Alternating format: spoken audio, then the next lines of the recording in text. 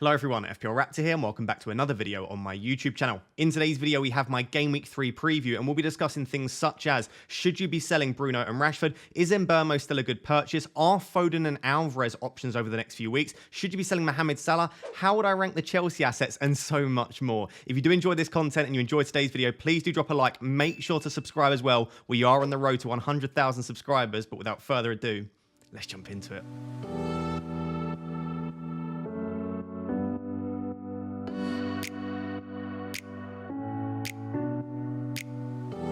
So guys, in today's video, we are going to discuss so much about the upcoming game week and future game weeks too. But if you want to skip to a specific section, hopefully you watch the entire video, but there will be timestamps down below. And as I said in the introduction, I am on the road to 100,000 subscribers. Once I hit 100k, I will shut up for a little while, but I would really appreciate it if you've not yet subscribed to the channel. It's always been my dream to hit 100,000. So I would absolutely love it if you could subscribe. It would really go a long way. The first thing we're going to discuss today are the Chelsea assets. Now, I did a very similar graphic last week where we ranked the Chelsea players, but this is the week you want to bring them in, right? They've got Luton at home, and then they go on a really nice run. And yes, you could bring them in Game Week 4, and I may well bring in a Chelsea asset in Game Week 4 because I've only got one now, and I doubt I'll bring in two this week. But I do think that this is a good week to bring in at least one more Chelsea asset. Now, the first thing to discuss is it worth doing so? Because they looked really poor against West Ham. They weren't overly impressive in Game Week 1, and they are a new side with lots of new moving components. They've obviously got injuries that they're dealing with too. Is it worth bringing in their assets? And the answer is yes, because fixtures are king. Fixtures have always been king. I prefer fixtures to form or data because I feel like fixtures breed form and fixtures breed data. And what I mean by that is a team can look pretty poor, a player can look very poor as well, but they go into a nice fixture run, and especially if they can get a goal early or a team starts performing well early on in that fixture run, and all of a sudden that team is in form, right? And a team won't stay in form forever, and a team won't stay out of form forever. So this looks like a nice run for the Chelsea assets in FPL. What I've tried to do here is I've ranked them from kind of the best options, in my opinion, to the worst options. And of course, this is all my opinion, so do take it with a pinch of salt. But what I've also tried to do is kind of separate them into categories. So, for example, you can see Chilwell and Jackson, and then there's a line. Because whilst I do think like Gusto, Colwill, Sterling are fine, I feel like Chilwell and Jackson are in a league of their own as the two best options. So hopefully that makes sense.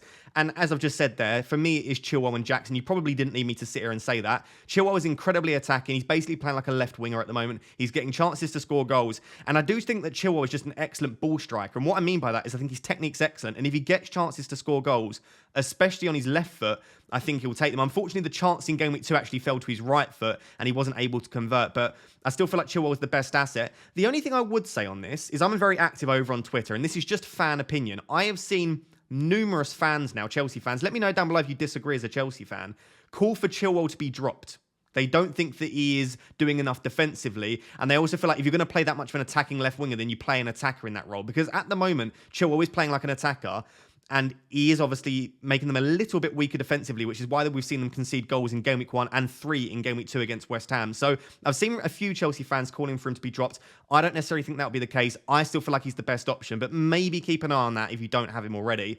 Jackson, in my opinion, is the second best asset. His data's actually been very strong in Game Week 1 and Game Week 2. We are looking at a player that will accumulate a lot of chances. As a result, a lot of people are starting to label him like a Darwin Nunez Mark II, where he's going to get you loads of chances, he's going to look very lively, but he's not going to convert them because he's very raw and he's very young. And maybe that is the case, but I've always said that I would prefer a player getting me chances than not. So yes, Jackson might not be an elite finisher. Yes, he might not be someone that's going to get you 25 goals, but over this nice run, he will get chances to score goals. He is still an elite, or a good striker, I should say, and he will still score goals. Even if he's a terrible finisher, you get that many chances, you do score goals. So I still feel like Jackson is going to be a good option. Unfortunately, the issue we've got with Jackson is that Armando Broja is now back in training for Chelsea. So eventually, I don't think it will be immediate because he's just come back from a long injury. Broja could start to provide a little bit of competition for Jackson. And also, Chelsea are supposedly still in the market for a striker, which I don't think they'll end up getting because they've already spent a lot of money and there's only so much time left. But I feel like there is just that little bit up in the air at the moment going into Game Week 3 about whether Jackson is 100% now. But for the time being, I'm considering bringing him in. I'm considering João Pedro to Jackson, and at the moment, he's still my second favourite asset. After that, I think there is a bit of a gap between the next asset, and I definitely think you could think about holding off for one more week before bringing in a third Chelsea player. Maybe you just have Chilwell, Jackson, and then you think about, do you want to bring in a third Chelsea player? If you do want to bring in a third Chelsea player, it's Gusto, Colwill, Sterling, and Enzo. I think those four are very closely grouped.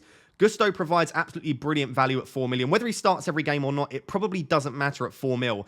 Unless, of course, you need him to start every game. He's going to provide value for you in the meantime whilst Reece James is injured. But I feel like Colwill is worth the extra 0.5 because at the moment it appears that Cole is very nailed. It should be Thiago Silva and Colwill almost every week. Yes, Disasi will come in sometimes, but I feel like Colwill is probably their second choice centre-back alongside Thiago Silva and will play pretty much every minute for Chelsea. So I think if you're going to get a cheaper Chelsea defender, I probably would pay the extra for Colwill. The only reason that Gusto is above him is because he's got more attacking threat, and if he can nail down a spot and get similar minutes, he is, of course, a lot cheaper, 0.5 cheaper, so it may be worth investing. So maybe just for value, Gusto sneaks ahead of him, but for expected minutes and safety, I'd maybe put Colwill back in front.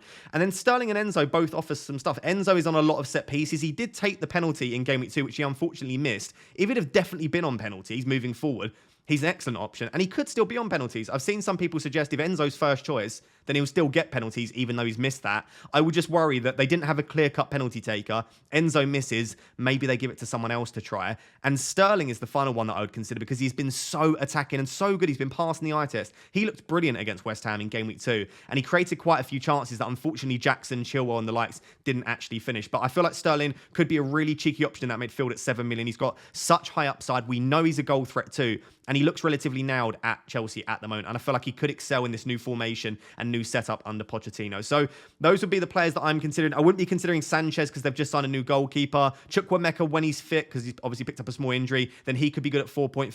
Mudryk, not interested at the moment. Thiago Silva and Disasi, I would prefer Colwill. So those are the Chelsea assets. Let me know down below, going into Game Week 3, which Chelsea assets do you think you'll have? So we are sticking on the theme of ranking. That is ranking, by the way, with an R. We're sticking on the theme of ranking, and we're going to look at the top City defenders, essentially. Who would I pick if I were looking to bring in a City defender? And the reason for that is they are the best defence in the league for expected goals conceded. For 2 seasons in a row, they have been. They've started the season very well as well, keeping 2 clean sheets, keeping a clean sheet against the very attacking Newcastle. They are a defence that is worth investing in if, and this is a big if, you can nail down which of them is going to start enough minutes. So realistically, when I'm looking at a Manchester City asset, and specifically a defender, but also just their assets in general, I don't even really care about their data as much. I am looking how many minutes are they going to get, because in a City team, the defenders will keep clean sheets and the attackers will score goals. That is the way that City play. They will score lots of goals and they won't concede many. So realistically, you can pick any City asset and expect them to pick you up some good points as long as they get significant minutes. Even the likes of like a Rodri, he plays enough minutes, he gets you attacking returns. So for the City defenders, I've pretty much listed them in order of who I think will get more minutes, but there are some nuances there too. So for me, the best City asset, best City defender, I should say, is Ruben Dias. He always has been 4 minutes. We spoke about this in pre-season. A lot of people prefer John Stones because he plays this inverted role and he plays more attacking. And I didn't mind John Stones, but I did just mention that Dias, when fit, is going to be the one that gets the most minutes. He obviously missed Game Week 1 through a concussion protocol, which is why he couldn't play. He then had a bit of neck pain going into Game Week 2, but of course played. And I feel from now on in, Ruben Dias, you would expect to play pretty much every minute possible for City. He might miss the odd game once Champions League kicks in, but the good thing about Ruben Dias is he often won't come on. So if he doesn't start, he won't come on, and you'll get your player off the bench. So for minutes, it's got to be Dias. But of course, he is more expensive than some of the other City assets. So in second, I do have Gvardiol. Gvardiol? Do you pronounce the G? Do you not pronounce the G? It's like a soft G. Gvardiol? I think Gvardiol is probably the best option after Dias because he's 5 million. Right? And it's a nice saving. Saving 0.5 is quite big at the start of the season.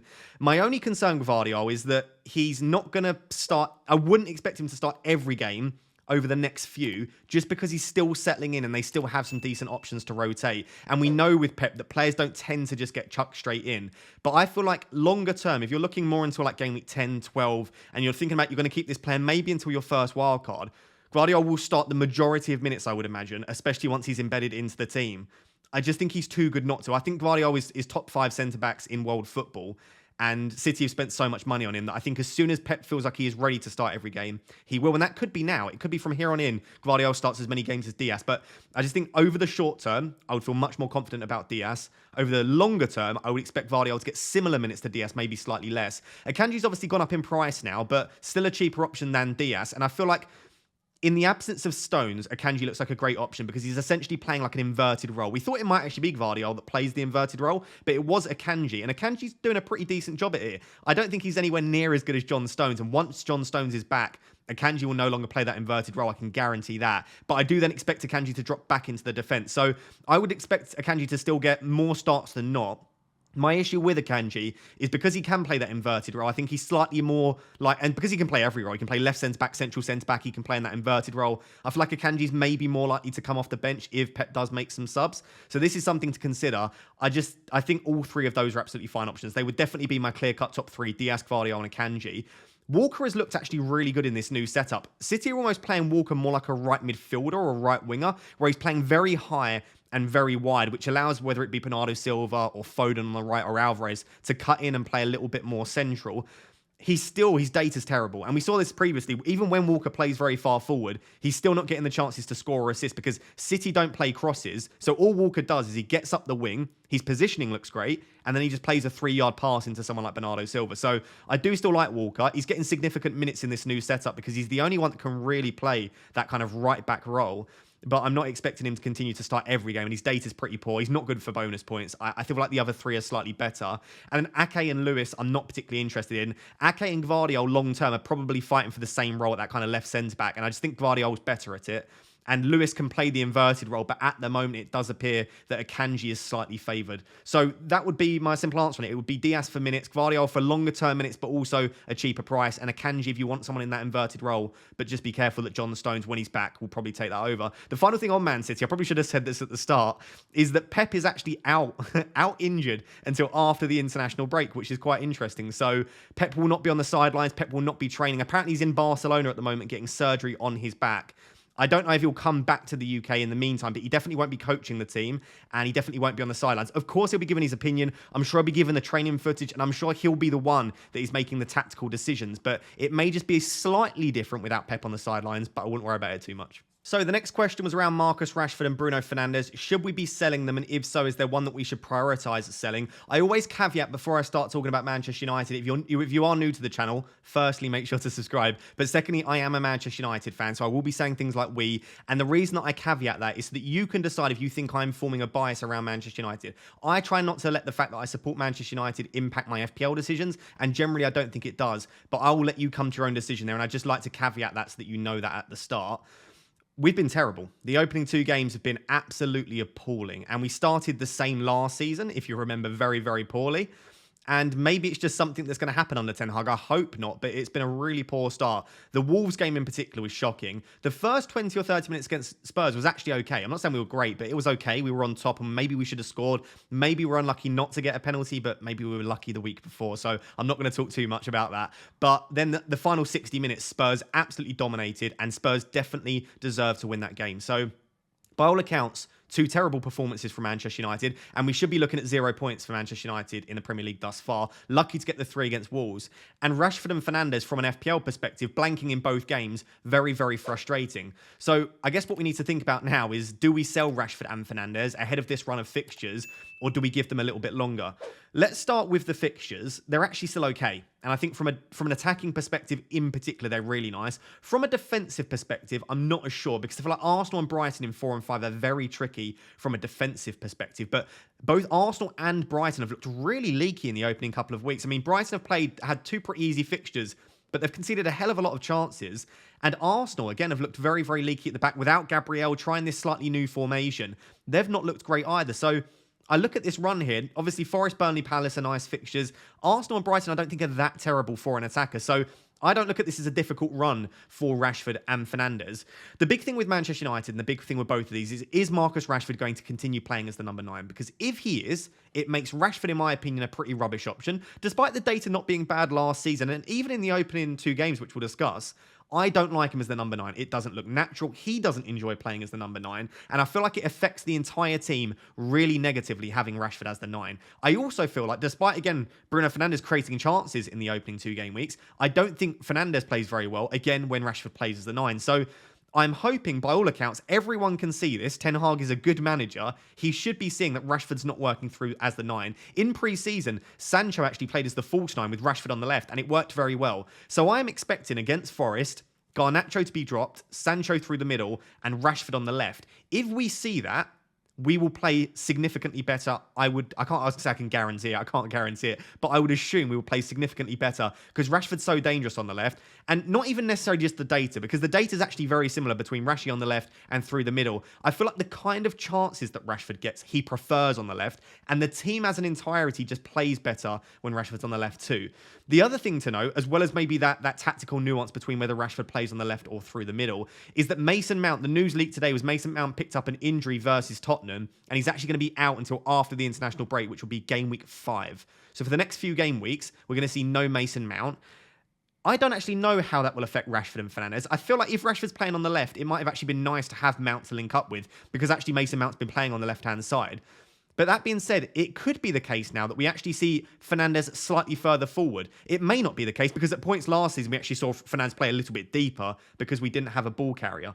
I would assume that it's just going to be Eriksen coming into the Mason Mount role, and it's going to be a very, very similar setup. That being said, we did see at points Eriksen playing a little bit deeper and Fernandes playing a little bit further forward than we have seen with Mount on the pitch. So by all accounts, this could benefit Fernandes, but I wouldn't just assume that it benefits Fernandes because we don't yet know. It could be that actually Fernandes drops in a little bit deeper and we play someone else in the number 10 role, or there could be a change in formation. So we'll have to wait and see. But those are two things which, unfortunately, we don't know. We don't know if Rashford will play on the left, and we don't know how Mason Mount being out will affect the team. And to be honest, 2 game weeks just isn't enough. And I've been saying this for a while now. I look at a minimum of about 4 to 6 game weeks worth of data as being useful. We don't know whether the first 2 were just a couple of off performances from Manchester United, and all of a sudden they'll go on a nice run. Or if this is something that we're going to see on a regular basis, Manchester United could finish mid-table, and all of a sudden these are terrible assets. But I just can't see it based on what we saw last season and based on the quality of the players that we're looking at. And the other reason I just can't see them continuing to be terrible assets is the data's actually really strong. Again, small sample size, I don't really trust data from 2 weeks.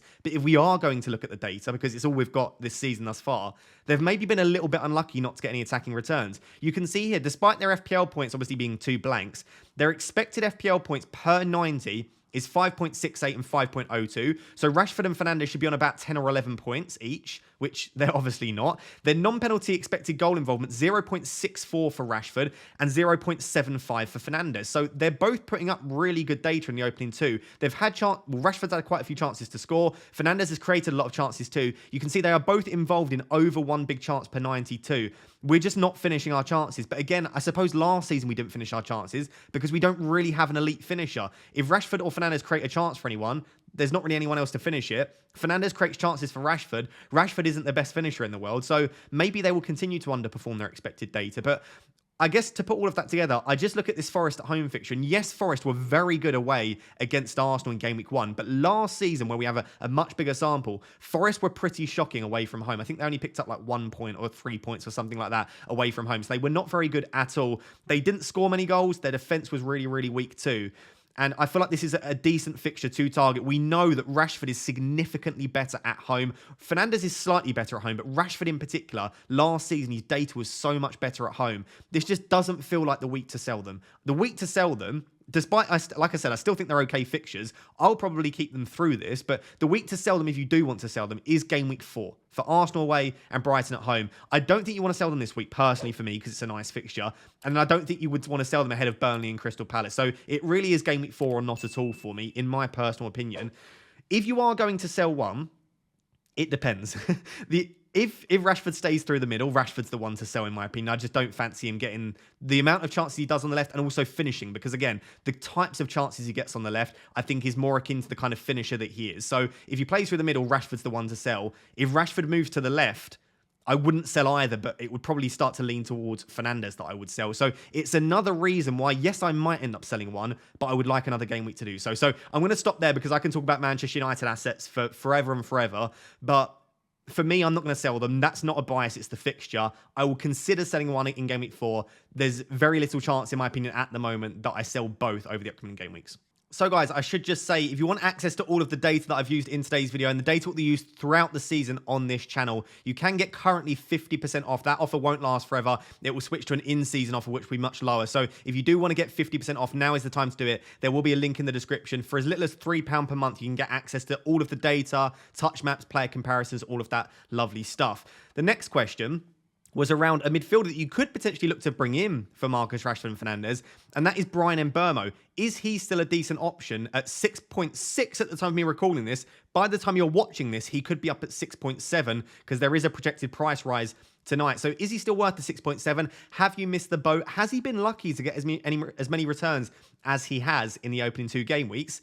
The answer to that last question is probably yeah, because he's had 2 penalties, and you don't get 2 penalties all the time, because if you were to get 2 penalties every 2 game weeks, that would mean that Brian Mbeumo would get 38 penalties. And of course, he's not going to get 3 attacking returns every 2 weeks, because that would be an average of 57 returns across the season. So, of course, Brian Mbeumo is not going to continue at the rate of 1.5 attacking returns per game and a penalty per game as well. So, don't bring in Brian Mbeumo thinking you're going to get a 16 points every week. That's obviously not going to happen.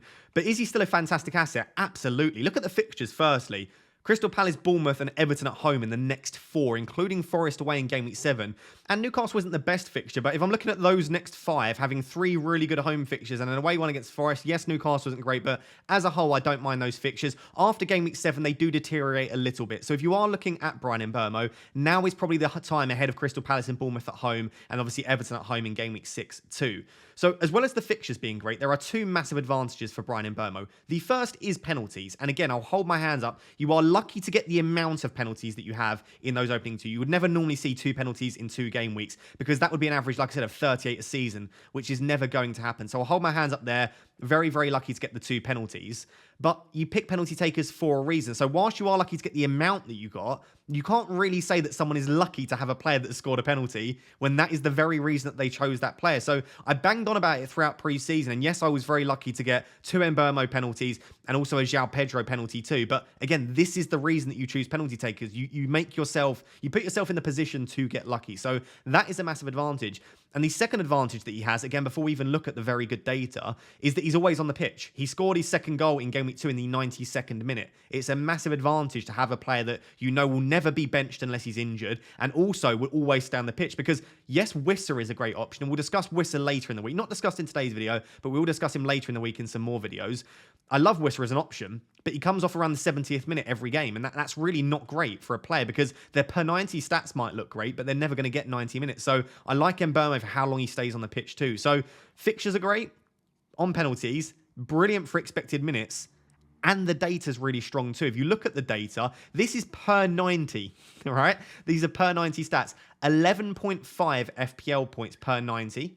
Projected to have received, he got 11.5 points, FPL points per 90 over the first 2. Projected he was to get 9.97 based on the data. So yes, he slightly overperformed, but he still was really, really performing quite well. And that is actually shown in the expected data as well. 0.53 non-penalty expected goals. So I've removed both the penalties from the data. This is just his open play goal threat, 0.53. Now I will concede, if you watch the games, his second goal in game week 2 was a tap-in, which would have had a very high XG, which has probably inflated this slightly. But even if you remove that, it's still not a terrible amount of goal threat from open play. His expected assists are down based on last season. He's not been overly creative. I would assume the reason for that is usually he's creating for Ivan Toney, whereas now he should be the main goal threat, and he's not creating as much as a result. And obviously he's been involved in 4 big chances in total. 2 penalties and then 2 big chances from open play. So yes, Brian Mbeumo's stats, if you remove the penalties, aren't game-breaking. But what you get with him is great fixtures, good expected minutes, on penalties, pretty decent data, and playing in a decent Brentford side as well. So I think there's very little to dislike about Brian Mbeumo. Is he still a good purchase at 6.6 or 6.7, whatever he is at the time of you watching? Absolutely, I would go ahead and do it. I don't think you've missed the boat. I don't think you should worry about ownership. I don't think you should worry about previous points. I just think in and of himself, he is a fantastic FPL option. So understandably so, there were a lot of questions around Mohamed Salah. And if you started with a Salah draft, should you be selling him in game week 3? One of the sort of more popular questions was, if you had Salah, because obviously I don't, would you sell him this week to unlock funds? And my initial answer was absolutely sell him this week. The fixtures aren't fantastic up until game week 8. I don't think you're going to captain him up until game week 8. If you look at Man City's fixtures from game week 3 to game week 7, I don't think there is any reason you would want to captain anyone other than Erling Haaland. And even if you do, you may look to captain someone else with slightly better fixtures than Liverpool and Salah. So for the next 4 or 5 games, I don't think you necessarily need Salah. So my immediate answer was yes. But there are 2 things that is making me think that it's not just an immediate yes, of course you should sell Salah. The first is, who are you going to buy? Because at the moment, Martinelli and Saka do not look the same in this new Arsenal system. They're playing very wide. Nketiah is hogging all of the chances. Ødegaard, yes, took a penalty, and I think we'll discuss Ødegaard later on in a video, in the probably the deadline decisions video later in the week. But Ødegaard took a pen, yes, but is he still on them? And is his open play threat enough? Probably not. Rashford and Fernandes look pretty stinky, so you probably wouldn't want to buy them, even though I don't think you should sell them. You probably wouldn't be looking to buy them. Yes, Foden looks excellent, and he would be top of my list this week, but he is also obviously a rotation risk. He always will be, regardless of how many injuries they have. You never know fully if he's going to start enough. And also, his data's been okay in the opening two, but nothing mind-blowing. So, I do like Foden, but again, there are issues associated with him. Maddison has picked up an injury. I don't know at the time of me recording this whether he'll be back for Game Week 3, but he's an issue. You've got the likes of Eze and Diaby, but they failed to impress massively in Game Week 2. So, do you want to take a risk there, especially with the mixed fixtures? Yes, you've got like Mbeumo as well, but we are kind of running out of options in the midfield. It's essentially what I'm getting at there. I'm not saying that the likes of Eze, Diaby, Foden, Matoma, and Mbeumo are bad options, but I wouldn't say you've got like a plethora of options where you're like, yeah, I can choose so many different players. So who are you trying to unlock funds for? Maybe it's to fund getting Jackson in as the striker, but are you that confident that going from João Pedro to Jackson and funding that through Salah is that much of an upgrade that you want to sell Mohamed Salah?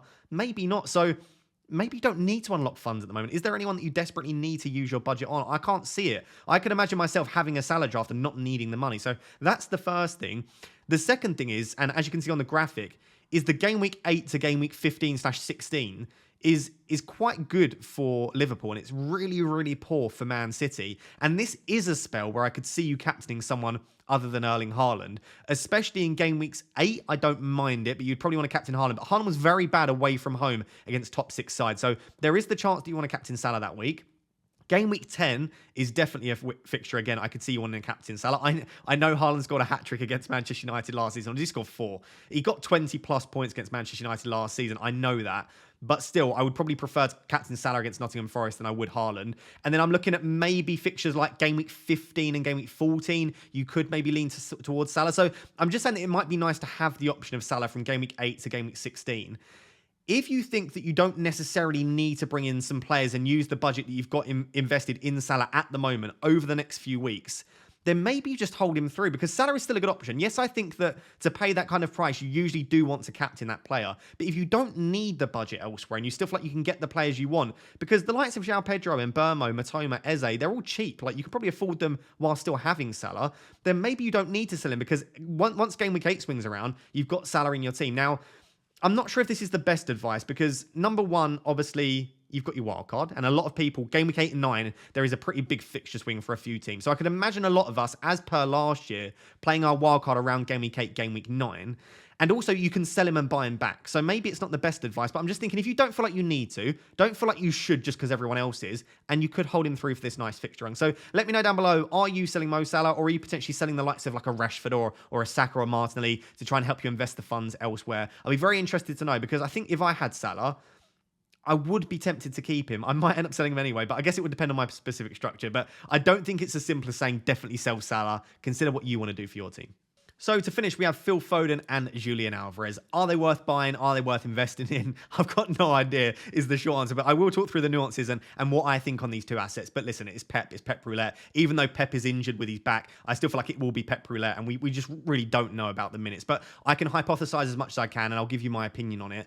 Of course, the reason we want to buy them is City are brilliant. They've been scoring goals, and also, as well, the fixtures are brilliant. Sheffield United and Fulham in the next two, I would argue, are going to be two of the maybe four worst defences in the league this season. Maybe not quite in the bottom 3, but Fulham are terrible defensively. I said this in my pre-season predictions. I predicted Fulham to be the flop of the season because their defensive data last year was terrible. They were like 15th or 16th for expected goals conceded. And yes, they do score goals, but we're looking here from a defensive perspective. They were shocking, and they've been really bad in the opening 2 as well. So I genuinely think Fulham at home is one of the best fixtures you can have at the moment, unless we see a drastic improvement. And Sheffield United away looks like a decent fixture too. They have not started the season well. They are conceding chances, and I feel like City could put 4, 5, 6 goals past both these teams. So if you're looking for high upside, and what we mean by that is the chance to get a mega haul from a player, this is it. 2 fixtures ahead for 2 very good Man City assets. This is the time to bring them in if you're going to. So the first point is, if you wait even a week, I'm not as interested. I think you need to do it this week, or I just wouldn't bother. The other reason, as well as the fixtures, is obviously very soon Champions League football will be kicking in. And as soon as that kicks in, you've got extra rotation as well. So it has to be this week for me if you're looking to bring in Foden and Alvarez. So Which one? Again, this is very, very tricky for me because they play a very fluid formation. Each of these players can play in 3 or 4 different places as well. They can both conceivably play on the right, but I would say Foden is slightly better on the right. They can both conceivably play on the left. Again, Alvarez has played on the left. At one point this season, it was either game week 1 or game week 2, when a few players came off the pitch, Alvarez switched to more like a wing role. So they can both play on the left, but again, it's probably like to be Grealish, and if it's not Grealish, maybe slightly more like to be Foden. And they both can play that central role, more like a number 10 / a number 8, again, very well. We saw Alvarez on numerous occasions in KDB's absence last year play it, and in this season, Phil Foden looks very, very good in that number 10 role. So they can both play a variety of roles, and Alvarez, if Haaland comes off or doesn't start, can of course play up top. So that doesn't help us. On top of that, Man City have now made a signing in Doku, who is basically a right winger / left winger. We would assume he's been brought in to play on the right. If Doku's been brought in to play on the right, then all of a sudden that frees up Bernardo Silva to take a more central spot. The issue with that is Kovacic has been playing very well. We know Rodri's going to start most games. If Rodri, Kovacic, Bernardo Silva start in the centre, which is quite defensive, they've got Cole Palmer, Foden, Alvarez, Haaland, Doku. I've forgotten someone there, Grealish. They've got so many options for the attack and for the other spots that it becomes a bit tricky. Now, what I would say is over the next 2 fixtures, I don't necessarily think it makes tons of sense for Pep and City to play both Kovacic and Bernardo Silva alongside Rodri. I think that you only need to play one, and then you can play one of Alvarez or Foden in the other role. And then, of course, you can squeeze in an extra attacker. And I think that's probably more likely what we're going to see. But this is so much hypothesizing. We could see literally anything from Pep, and it wouldn't surprise me massively. Who do I think will get the best minutes over the foreseeable future? I think the answer is Phil Foden. I think he's been so good in the first 2 games of the season. And I also feel like he just suits that role better. If you listen to City fans, and sometimes I like to take FPL out of the equation and just think, who do fans think is playing the better football and who is better in that role? The Man City fans really don't like Julian Alvarez in midfield. They absolutely hate it. He just doesn't seem to operate very well. They say that he slows down the attacks. It's not that they don't rate Alvarez, but he is a forward. He's a striker. And whilst he does have the technique to play in that role, they don't think he's great at it. Whereas Phil Foden, everyone's raving about. So I feel like from a footballing perspective, it makes more sense to play Foden in a more central role. And if they do run out of spots, I think, anyway, it's more likely to be Alvarez that misses out. All of that to say, I wouldn't be surprised if both of these start the next 2 games. I think short term, they should both be very good for minutes. I just think longer term for me, and this is just an opinion, I think Foden's minutes will be slightly more secure than Alvarez. If we're looking at data over the opening 2, remarkably similar. Like per 90, they've both played 180 minutes. Per 90, they both got 6 FPL points. Per 90, they both got exactly the same non-penalty expected goals at 0.32. However, Foden has quite significantly greater creativity. He's got double the expected assists of Julian Alvarez because in that game against Newcastle, the man created a ridiculous number of chances. He created something like 7 chances. 3 of those were for Erling Haaland, 1 big chance too. So Foden's looking very creative in that role. He's almost looking a little bit like a Kevin De Bruyne. So data slightly better for Foden. I think the minutes are slightly better. I also think Foden is slightly more flexible in the amount of roles that he can play. So for me, I would lean Foden. Of course, they are in different positions, though. So if you need a midfielder, Foden. If you need a forward, then it's Alvarez. But if you've maybe got spots for either and you're thinking about it, I would lean towards Phil Foden. But I would love to know what you think down below in the comments. Are you maybe thinking of taking the risk on either of these? For me, I like my midfield for Game Week 3. So I can't see myself bringing in Foden for any of my midfielders. But Julian Alvarez, I've got João Pedro sat there and money in the bank. So if I don't like the look of Jackson, and again, we'll discuss Jackson later in the week as well in more detail, and the likes of a Johan Wissa, Alvarez is looking very, very cheeky for an option over the next 2. So guys, there you have it. That is my Game Week 3 preview. Hopefully it has been as helpful as ever. I feel like it's quite a long one. I don't actually know until I start editing, but I felt like I was talking for a long time there. So apologies if it is a little bit longer than usual. And if you do enjoy these more in-depth videos, they seem to be quite popular this season. Please do smash the like button. Let's aim for 3,000 likes on this Game Week preview video. And as I said, I am on the road to 100,000. As soon as I hit it, I will stop asking for subscribers for a little while. But I do really appreciate the support, and it would be absolutely amazing to hit that in the month of September. So please do smash the like button. Make sure to subscribe as well. Until next time, thank you very much for watching. Cheers. Bye-bye.